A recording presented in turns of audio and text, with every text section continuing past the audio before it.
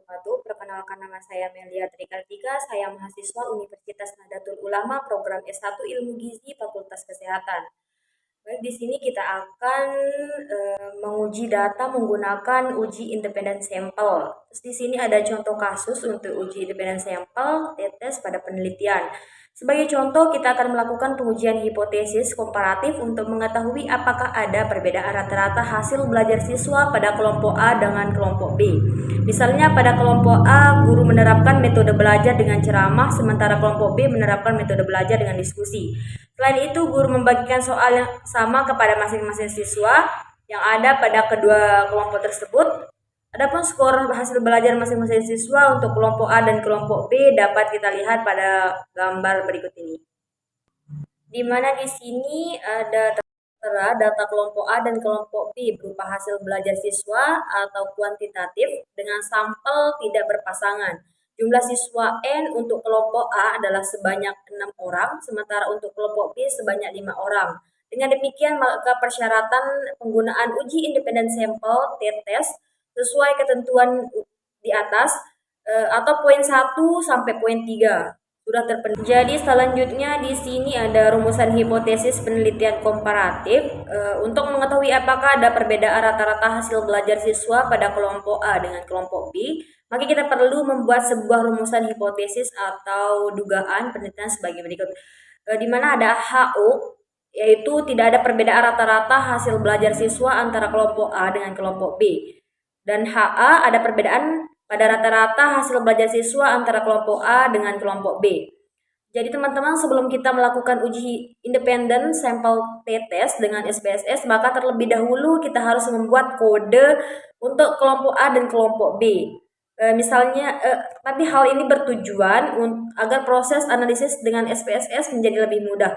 Adapun susunan rekapitulasi hasil belajar siswa setelah pembuatan kode untuk kelompok A dan kelompok B bisa dilihat ya teman-teman pada tabel di bawah ini. Selanjutnya, langkah-langkah cara uji independen sampel t-test dengan SPSS. Langkah pertama, buka lembar kerja SPSS, lalu kita klik variable view.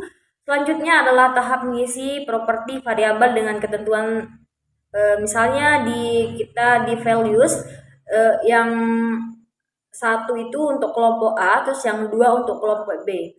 Kemudian langkah yang kedua untuk mengisi properti pada bagian values untuk variabel kelompok, maka klik kolom none baris kedua hingga muncul kotak dialog value label. Kemudian pada kotak value isikan satu dan kotak label kita isikan untuk kelompok A, lalu klik add. Terus bisa kita lihat pada di bawah ini ya teman-teman, pada garis merah yang tertera pada tabel values label. Selanjutnya isi kembali kotak value dengan 2 dan kotak label ketikkan kelompok B, lalu klik add dan OK. Seperti pada tabel di bawah yang di garis merah. Selanjutnya, jika properti variabel sudah diisi dengan benar, maka pada bagian variable view akan tampak seperti tabel di bawah ini. Selanjutnya, langkah berikutnya klik data view, kemudian untuk variabel hasil isikan dengan nilai belajar siswa untuk kelompok A, kemudian dilanjutkan kelompok B di bawahnya. Selanjutnya untuk variabel kelompok isikan dengan kode kelompok A diikuti kode kelompok B di bawahnya. Nah, selanjutnya nanti akan muncul kotak dialog atau independent sample t-test. Kemudian masukkan variabel hasil belajar ke kotak test variabel, lalu masukkan variabel ke kotak grouping variabel. Kita bisa klik define group. Kemudian nanti akan muncul kotak dialog define groups. Pada kotak grup 1 kita isikan 1 dan pada kotak grup 2 kita isikan 2. Terus kita klik continue.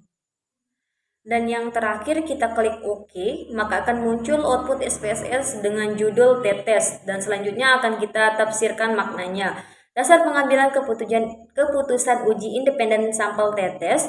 Sebelum kita menafsirkan atas hasil output tersebut, maka terlebih dahulu kita harus mengetahui dasar pengambilan keputusan dalam uji independen sampel t-test sebagai berikut. Yang pertama itu jika nilai signifikan 2 talent atau lebih dari 0,05 maka HU diterima dan HA ditolak. Yang berarti tidak ada perbedaan rata-rata hasil belajar siswa antara kelompok A dengan kelompok B. Terus yang kedua, jika nilai signifikan 2 talent yaitu kurang dari 0,05 maka HU ditolak dan HA diterima, yang berarti ada perbedaan rata-rata hasil belajar siswa antara kelompok A dengan kelompok B. Kemudian di sini berdasarkan tabel output grup statistik di atas diketahui jumlah data hasil belajar untuk kelompok A adalah sebanyak 6 orang siswa.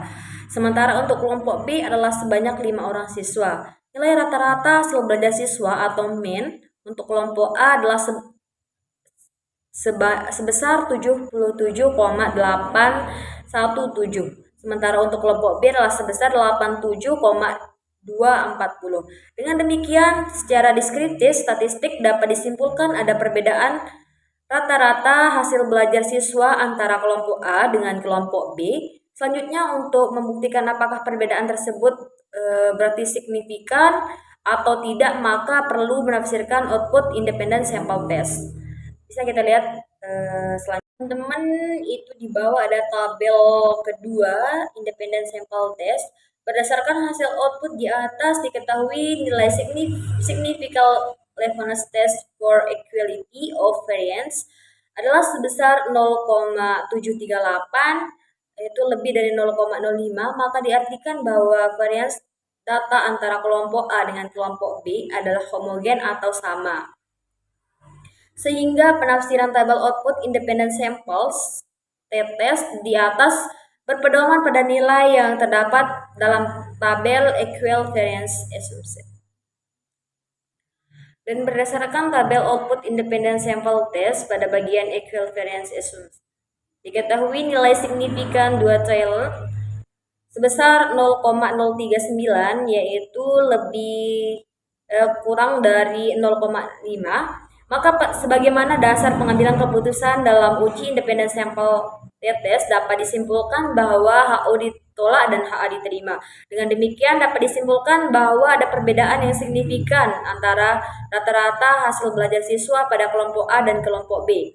Selanjutnya, dari tabel output yang tadi diketahui nilai mean difference adalah sebesar kurang dari 9,4233. Nilai ini menunjukkan selisih antara rata-rata hasil belajar siswa pada kelompok A dengan rata-rata hasil belajar siswa pada kelompok B atau 77,817 sampai 87,240. Di sini ada 4233 dan selisih perbedaan tersebut adalah min 18,2347 sampai min 0,6120, yaitu 99% confidence interval of difference lower upper. Sekian video dari saya, semoga bermanfaat. Wallahul muwaffiq ila aqwamit thoriq. Wassalamualaikum warahmatullahi wabarakatuh.